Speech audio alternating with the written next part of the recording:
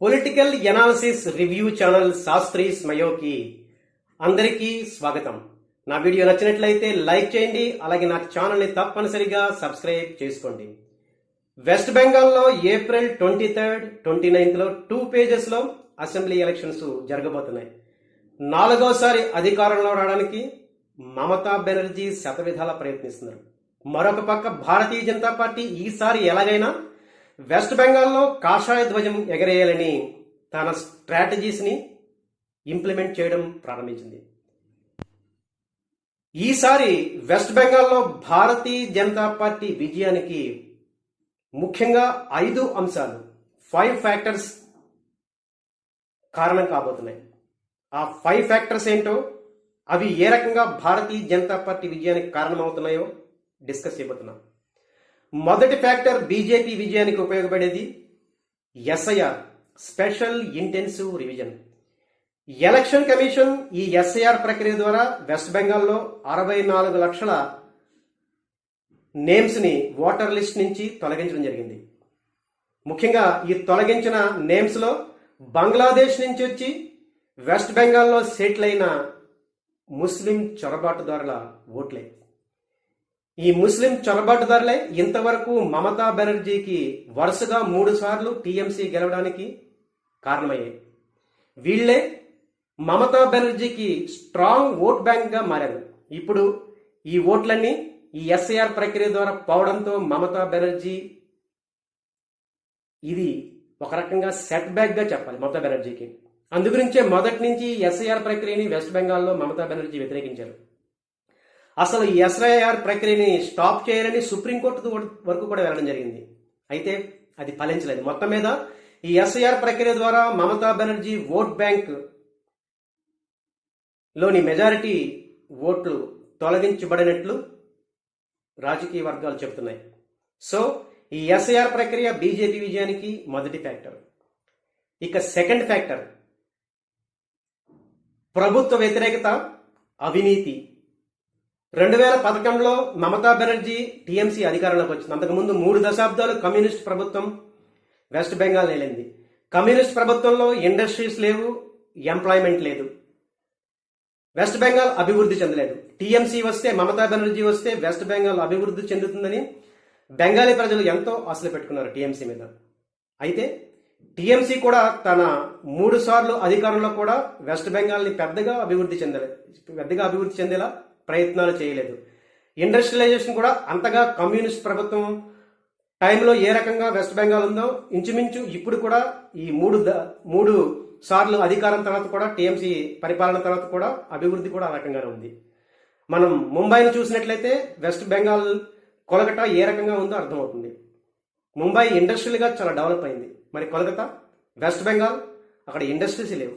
మరొక పక్క శాంతి భద్రతలు అంతంత మాత్రమే. మరొక పక్క టీఎంసీ అవినీతి.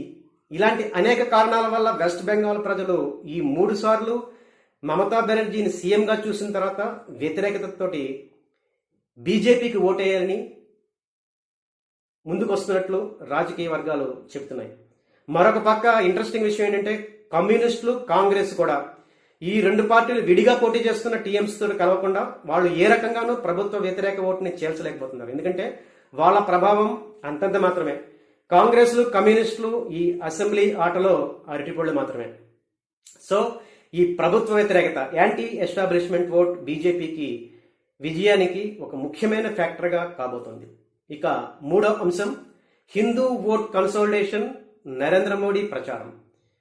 ఈ బంగ్లాదేశ్లో మనం చూసాం హిందువుల మీద దాడులు చేయడం, హిందూ టెంపుల్స్ని, హిందూ బిజినెస్ ఎస్టాబ్లిష్మెంట్ని ధ్వంసం చేయడం.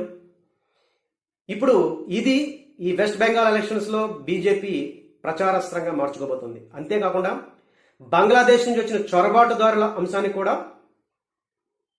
ఇప్పుడు బీజేపీ తన ప్రచారంలో అంశంగా మార్చుకుని హిందూ ఓట్ బ్యాంక్ ని కన్సోలిడేట్ చేయబోతుంది.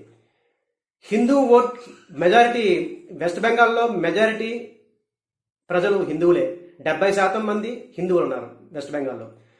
మొత్తం హిందువుల్లో 70% పైగా బీజేపీ గెలుచుకుంటే అధికారం బీజేపీదే. అందుగురించే హిందూ ఓట్ కన్సోలిడేషన్ కి బీజేపీ తన స్ట్రాటజీస్ ముమ్మరం చేసింది. మరొక పక్క నరేంద్ర మోడీ ప్రచారం.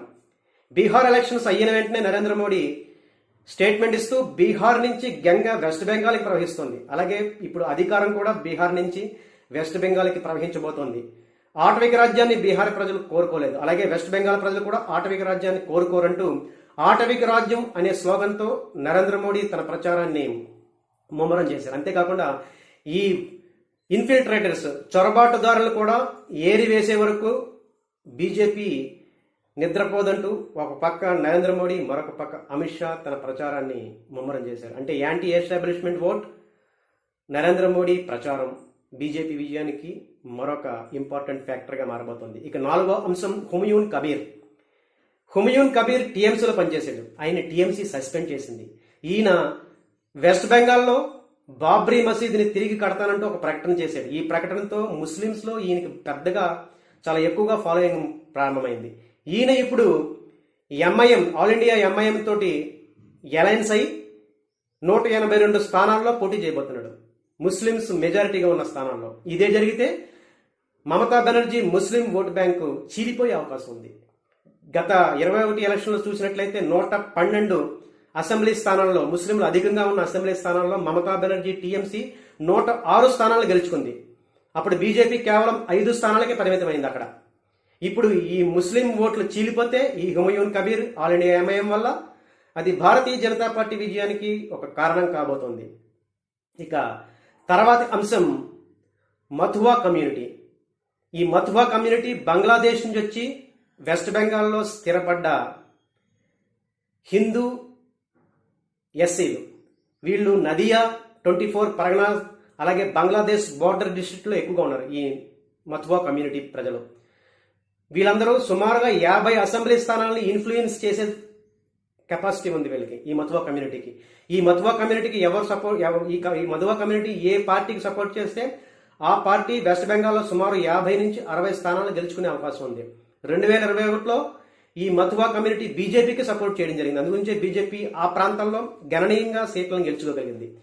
ఇప్పుడు అమిత్ షా ఒక పవర్ఫుల్ స్టేట్మెంట్ ఇచ్చారు. ఏంటంటే బీజేపీ అధికారంలోకి వస్తే సిఏఏ, సిటిజన్ అమెండ్మెంట్ యాక్ట్ ని ఇంప్లిమెంట్ చేసి ఈ మథువా కమ్యూనిటీలో ఎలిజిబుల్ పర్సన్స్ అందరికీ కూడా సిటిజన్షిప్ ఇస్తామంటూ ఒక ప్రకటన చేశారు.